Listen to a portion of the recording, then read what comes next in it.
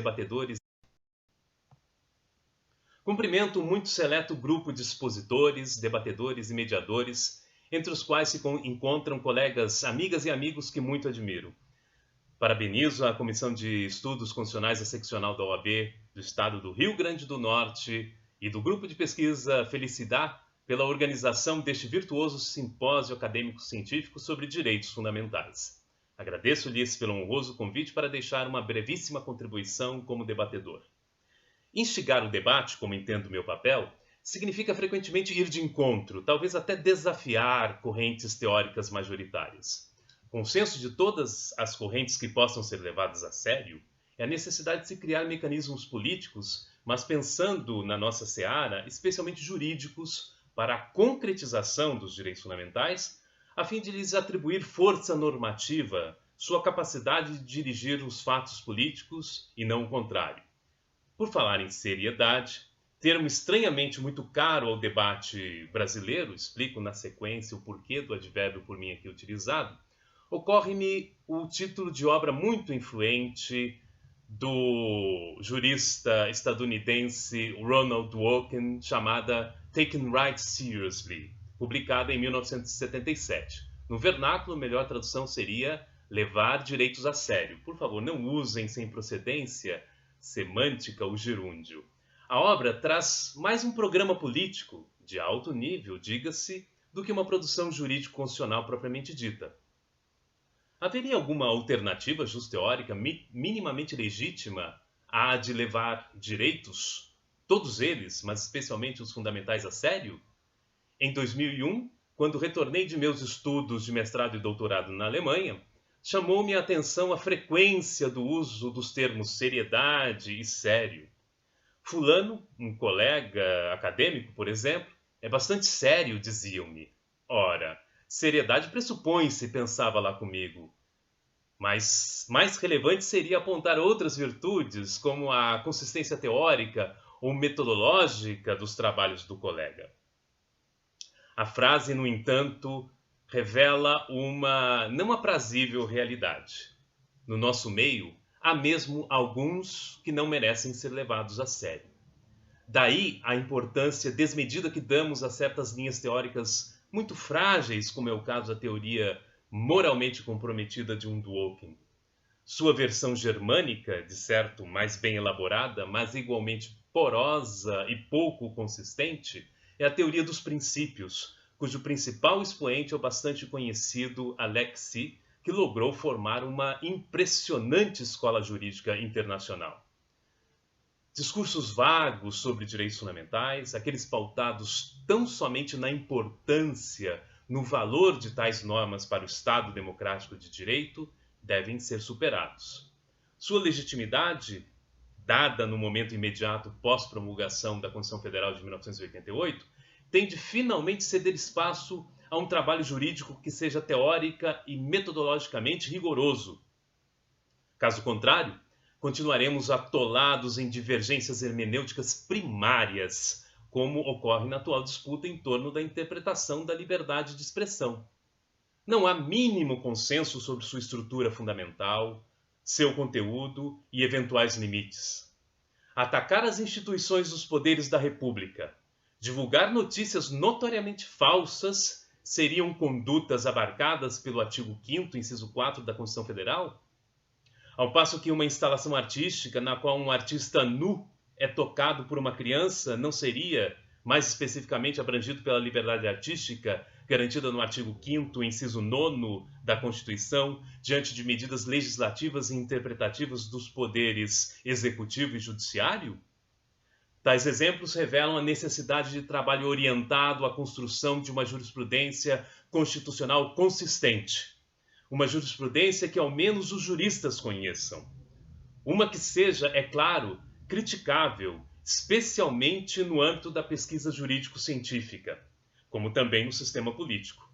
Contudo, uma jurisprudência que cumpra seu escopo de assegurar segurança jurídica em campo tão ideologicamente minado. A alternativa virtuosa é extrair o conteúdo de cada direito fundamental, levando em consideração o sistema normativo constitucional. Fazê-lo significa buscar, primeiro, respostas dentro do próprio texto constitucional, tendo em vista a interpretação dos parâmetros das normas justfundamentais, em comento com seus limites explícitos e implícitos. Em segundo lugar, pesquisar suas relações sistemáticas com todo o ordenamento jurídico. Nesse ponto, trata-se especialmente de desenvolver a noção de hierarquia vertical, de supremacia das normas definidoras de direitos fundamentais. Nos debates públicos, emergem interlocutores leigos que avocam a competência de afirmar, por exemplo, quando é caso de liberdade de expressão e quando não. Demonstram como faz falta uma teoria da vinculação, da relação hierárquica, especialmente do vínculo dos órgãos dos três poderes aos direitos fundamentais. Até há pouco, mais do que hoje, usavam-se as alcunhas primeiro, segundo e terceiro poder para designar, respectivamente, os poderes legislativo, executivo e judiciário. Não tenho como explorar aqui a lógica dessa classificação ordinal. Obviamente, ela não implica hierarquia entre os poderes, senão uma ordem de concretização normativa, também distribuição de competências que não cabe aqui discutir. Relevante para a dogmática dos direitos fundamentais? Sim, dogmática. É a dogmática como instrumento que viabiliza a concretização dos direitos fundamentais? Após a interpretação do conteúdo e alcance em si das normas definidoras de direitos fundamentais, verificar os limites de dado direito trazido à pauta como parâmetro das atuações do Estado. Na sequência, tem-se o papel do legislador ordinário com seu traçado concreto dos limites, bem como do judiciário no quadro de sua função constitucional de não apenas dirimir lides, senão antes interpretar sistemática e vinculantemente, no caso de decisões do órgão de cúpula, o STF, tais normas e seus limites, tais quais predeterminados pelo Constituinte. Cumprindo-se vários pressupostos de um exame metodologicamente ordenado, apenas então, somente então, neste ponto do exame, aplicamos especialmente o princípio da proporcionalidade em seu sentido amplo.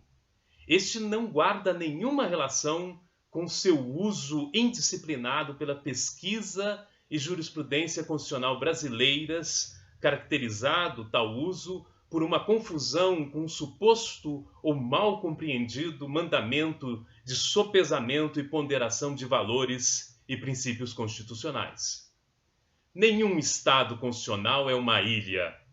Quem me conhece sabe que propugno por uma importação crítica da teoria, dogmática e jurisprudência constitucional alemãs. Motivo?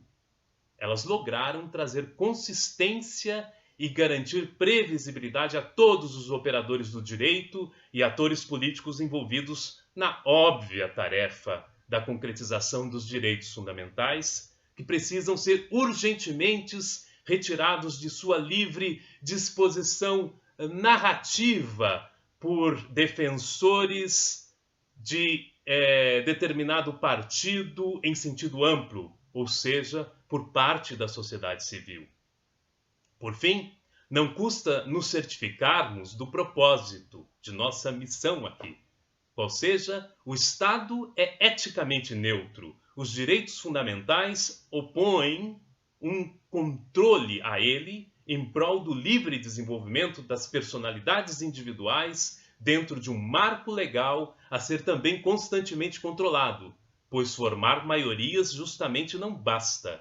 Do órgão administrativo mais elementar à chefia de governo e de Estado, do juiz monocrático ao STF, e todos os legisladores precisam cumprir ônus argumentativos ou de fundamentação que se depreendem das normas definidoras dos direitos fundamentais. Eu agradeço muito por sua atenção.